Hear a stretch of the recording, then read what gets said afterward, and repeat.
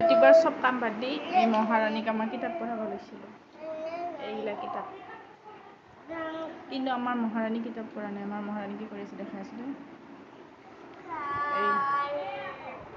দুগু কিতাপ কোনে পঢ়িব? কিতাপ পঢ়িব নে নাই? আজি খানা খোৱা নাই, ওটছখিনি নাখালে। দুগু খানা খাবানে? ওটছ খাবানে নাই? কিয় নাখায়? খাব দে, খাব।